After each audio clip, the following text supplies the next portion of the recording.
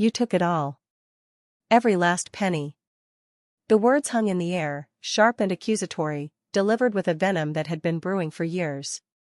I didn't flinch, didn't defend. I just looked at the mess spread across the kitchen table, the half-eaten toast, the smeared jam, the crumpled newspaper. And then, my gaze fell on the small, unassuming slip of paper tucked beneath a coffee mug. A receipt. For $500. My childhood was a landscape of faded upholstery and perpetually almost repairs. The car always sputtered, the roof always had a minor leak, and vacations were strictly limited to the 1-hour radius of our sleepy suburban town. My parents were masters of the dramatic sigh, the whispered concern about bills, the detailed explanations of why a new pair of shoes was simply out of the question. We lived on a carefully curated diet of scarcity, a constant undercurrent of financial anxiety that seeped into every aspect of our lives. I learned early on to be frugal, to delay gratification, to accept that nice things were for other people. Birthday gifts were always practical: socks, a new toothbrush, a book from the library sale. "We're doing the best we can, honey," my mother would say, her eyes wide and earnest, a familiar lament that echoed through the years. My father, quieter, would just nod, his shoulders slumped with the weight of unspoken burdens. This was our normal. This was the foundation upon which my understanding of the world, and my family, was built. There was the summer I desperately wanted to go on the school trip to Washington, D.C. I'd saved up every bit of my allowance, earned extra by mowing lawns and babysitting. I presented my parents with a wad of cash, proudly telling them I had almost enough. My mother's face fell. "Oh, sweetheart," she'd murmured, her voice heavy with disappointment. "We just can't swing it right now.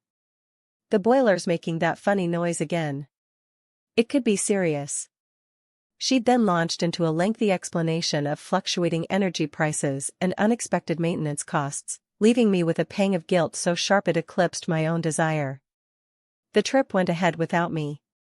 I spent the week looking at postcards that classmates brought back, each one a tiny, mocking reminder of what I'd missed. Then there was the incident with my graduation money. My grandmother, bless her heart, had always been generous. For my high school graduation, she'd sent a substantial check, earmarked specifically for a new computer to help with your studies. My parents took possession of it, promising to keep it safe and help me research the best model. Weeks turned into months. The research never materialized. Instead, I overheard hushed conversations about needing to just tide us over until the next payday. When I finally pressed them, they sheepishly admitted the money had been used for home repairs, a sudden, urgent need they hadn't mentioned before. The computer, they explained, was a luxury we couldn't afford, not really. My gratitude for my grandmother's gift curdled into a quiet resentment, a festering wound that never quite healed. These were not isolated events, they were threads woven into the fabric of our family narrative, a testament to their unwavering commitment to the performance of poverty. It was a Tuesday, unusually warm for late September. My parents had been pressing me to come over for dinner. It had been a while, and they'd sounded insistent. I'd finally relented, expecting the usual lukewarm casserole and complaints about the rising cost of groceries. The house felt different the moment I stepped inside. The air was thick, not with the usual scent of disinfectant and stale bread, but with something more, controlled. My mother greeted me with a perfunctory hug, her smile a little too bright. My father was unusually silent, fiddling with the TV remote, his gaze fixed on the blank screen. The small talk was stilted, forced. I found myself scanning the room, a strange unease settling in my stomach. The living room, usually cluttered with newspapers and knitting projects, looked tidier, almost staged. Then my mother, with a flourish that felt entirely out of character, announced, "We have something to tell you." She gestured to my father, who cleared his throat. "We've been managing," he began, his voice a little shaky. "For a long time, we've had to be very careful. But now, things are changing." My mother cut in, her eyes gleaming. "We've decided to sell the house.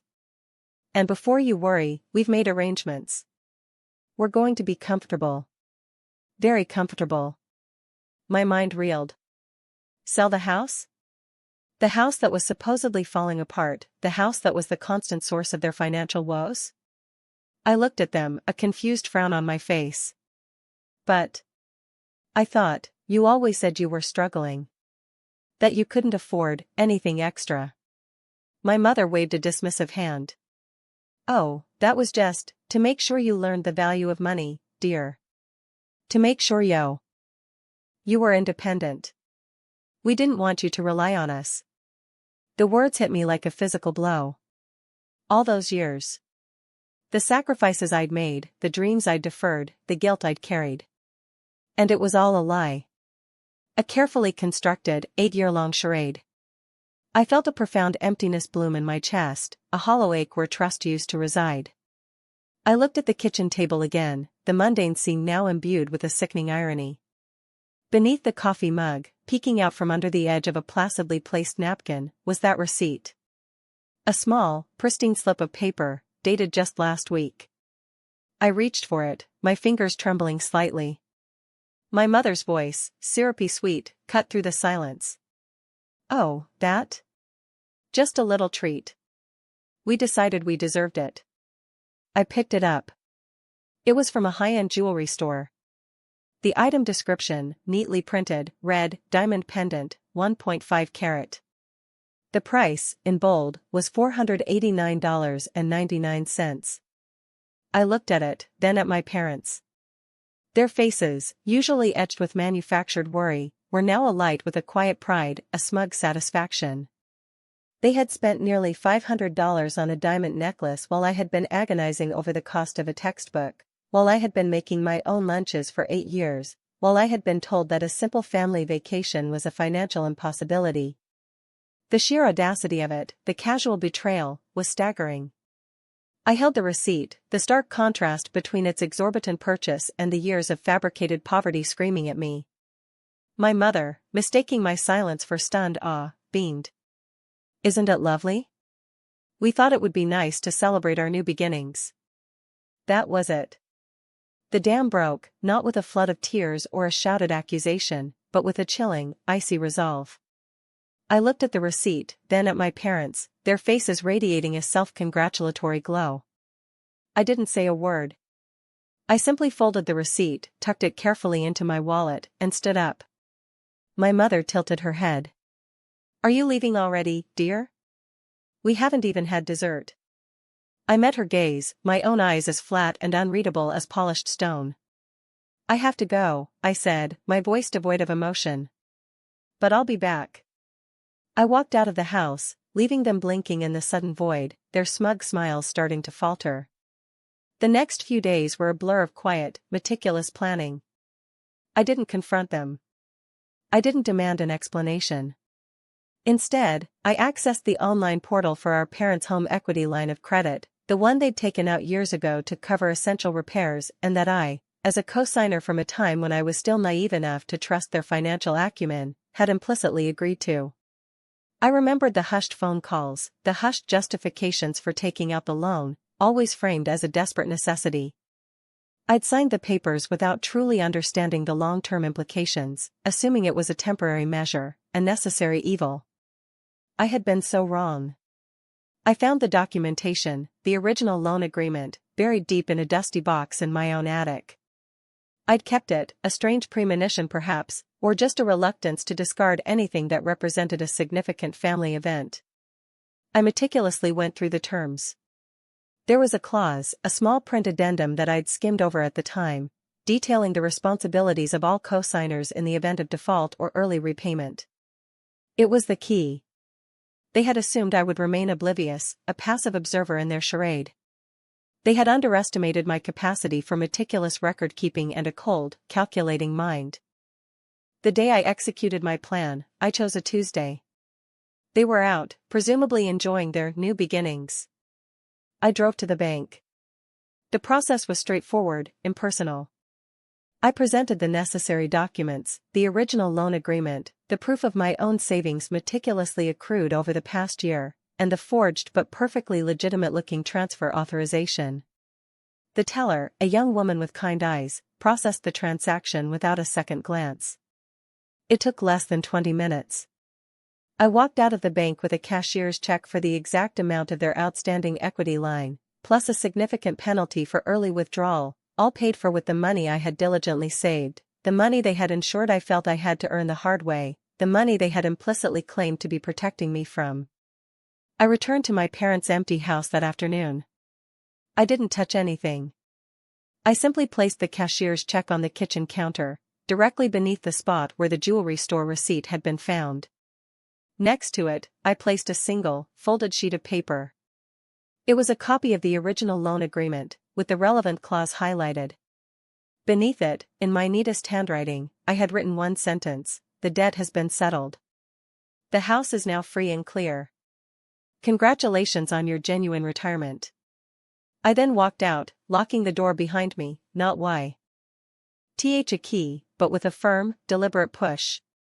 The fallout was immediate and predictably chaotic. My phone began to buzz incessantly within hours. Texts from my mother, growing increasingly frantic. "Where is the check? What did you do? This is not funny." Then came the calls from my aunts and uncles, the self-appointed mediators of family disputes, their voices laced with a mixture of confusion and indignation. My mother, it seemed, had managed to convey a narrative of betrayal, of a spoiled child wreaking havoc. They were all lining up, ready to chastise me, to demand I make things right. My father, however, was conspicuously silent. I imagined his dawning horror, the slow realization that his carefully constructed world had crumbled. He understood the implications of that check, of the debt being settled not by them, but by me, with their own supposed financial prudence ironically weaponized against them. He knew the game was over. My mother's frantic texts became demands, then threats. She accused me of theft, of greed, of destroying their lives. She painted me as the villain, a selfish monster who had stolen their security. But the truth, as it always does, began to surface. The shock of the settled debt quickly gave way to a dawning awareness for some of the extended family. They started asking questions, probing. Whispers turned into hushed conversations. The truth about my parents' 8-year performance began to leak out.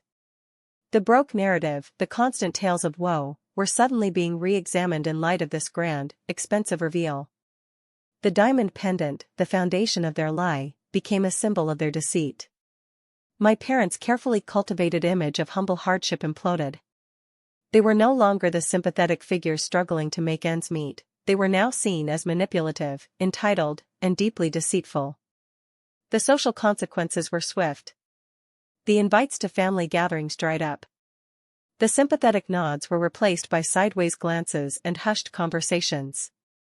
They had played the victim for too long, and the world, once it saw their true colors, had no more sympathy to give.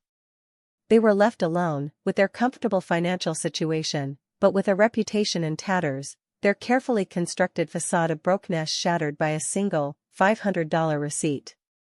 My quiet execution had rendered their grand performance into a pathetic farce, their legacy one of manipulation and shame, and the silence that followed was my only, and most satisfying, reward.